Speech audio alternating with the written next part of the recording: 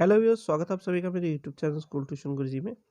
आज हम बात करेंगे वर्कशीट 93 की, जो कि 21 फरवरी के लिए जारी की गई है। क्लास 10th की साइंस सब्जेक्ट रिलेटेड वर्कशीट है। बच्चे अपना नाम लिखेंगे, अपने क्लास टीचर का नाम लिखेंगे। बच्चों, today we are going to study what how do organism reproduce, and in our revision worksheet we are going to study what asexual and sexual reproduction.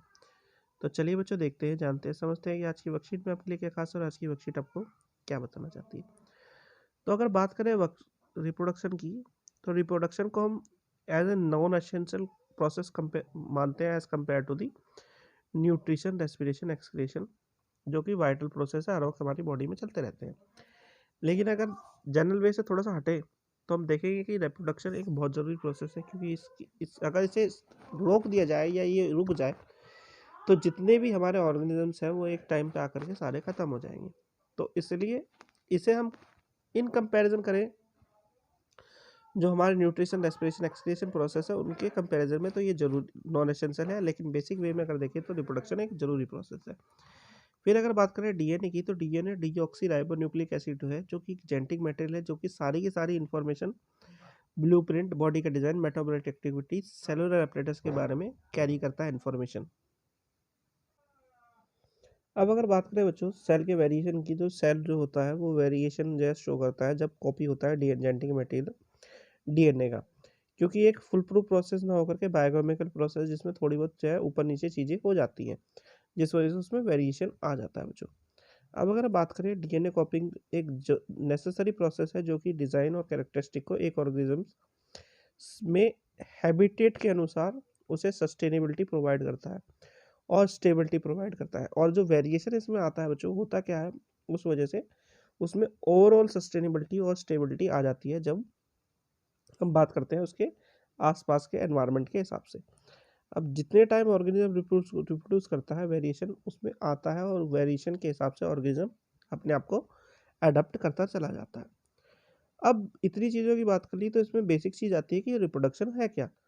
तो रिप्रोडक्शन क्या है? Production of process of production of new organism from existing organism with some basic characteristic as in the parent is called reproduction, and it can be of two types. One is asexual and another was is sexual.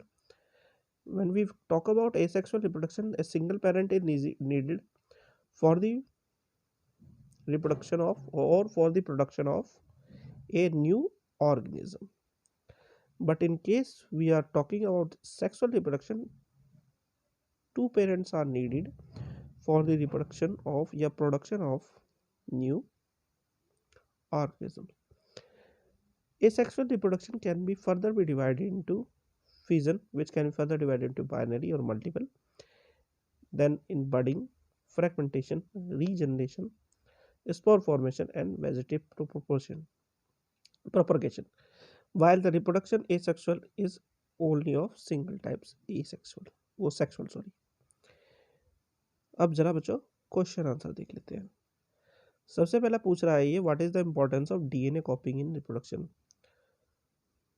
तो when we talk about DNA copying, it transfer information from one generation to another, which were necessary for cellular as well as characteristic which were required by the organism. So it is important for it. फिर question number 2, give a statement to prove that bacteria will not form an exact copy while dividing.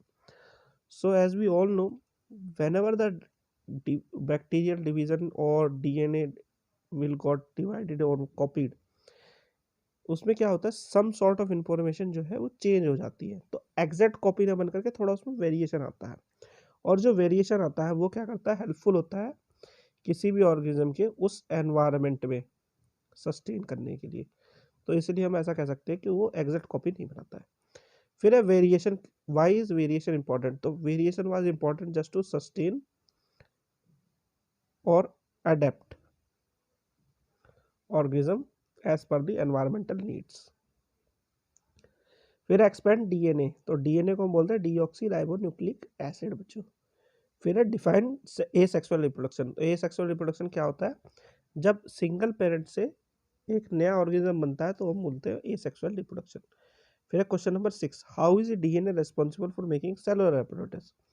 तो जितना भी blueprint होता है cellular level पे, cellular apparatus के बारे में, सेल ऑर्गेनेल्स के बारे में, सीजी को बारे में, और जो कैरेक्टरिस्टिक होते हैं किसी भी ऑर्गेनिज्म के उसके बारे में, वो सारा का सारा डीएनए के पास होता है और इसीलिए वो रेस्पॉन्सिबल होता है सेलुलर एपरेटस के बनने के लिए। अब अगर बात करें reproduction is an essential process, तो हम ये कह सकते हैं कि अगर हम कंपेयर करें उसे न्यूट्रिशन वगैरह से, न्यूट्रिशन से, एक्सक्रीशन से, तो वो एक एसेंशियल प्रोसेस नहीं, नॉन एसेंशियल प्रोसेस है। लेकिन जब हम कंपैरिजन करते हैं ओवरऑल वे में, तो वो है एक एसेंशियल प्रोसेस, क्योंकि अगर वो नहीं होगा, रिप्रोडक्शन नहीं होगा, तो एक टाइम ऐसा आएगा जब सारे के सारे ऑर्गेनिजम्स एक्सटिंक्ट कर जाएंगे और जो लाइफ है वो खत्म हो जाएगी। तो इसलिए जरूरी है बच्चों।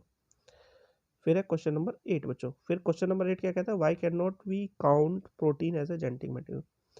तो जब हम जेनेटिक मटेरियल की बात करते हैं बच्चों, जेनेटिक मटेरियल में बहुत सारे केमिकल प्रोसेस होते हैं और केमिकल्स इन्वॉल्व होते हैं। तो अकेले हम कहें कि ये प्रोटीन को काउंट करने से हमारा काम चल जाएगा, ऐसा पॉसिबल नहीं है। इस वजह से हम ऐसा नहीं कह सकते। फिर है question number 9, which one is simpler, asexual reproduction और सेक्सुअल रिप्रोडक्शन। तो if we compare these two, we will find that asexual reproduction is much simpler, as in this single parent in निजी एंड सिंगल पेरेंट्स की जो होता है उसी की copy बना देता है, लगभग उसके जैसी ही, फ्रॉम पेरेंट टू ऑफस्प्रिंग। लेकिन जब बात करते हैं सेक्सुअल रिप्रोडक्शन की, इसमें क्या होता है, थोड़ा दो पेरेंट्स होते हैं जिसमें से अलग अलग कॉपी बनती है और वेरिएशन के चांसेस भी ज़्यादा हो जाते हैं। तो इस वजह से ये सेक्सुअल रिप्रोडक्शन सिंपल है बच्चों। तो बच्चों ये होगी आपकी वर्कशीट कंप्लीट, और वीडियो भी आशा करता हूँ आपको वीडियो अच्छी लगी होगी। Thank you.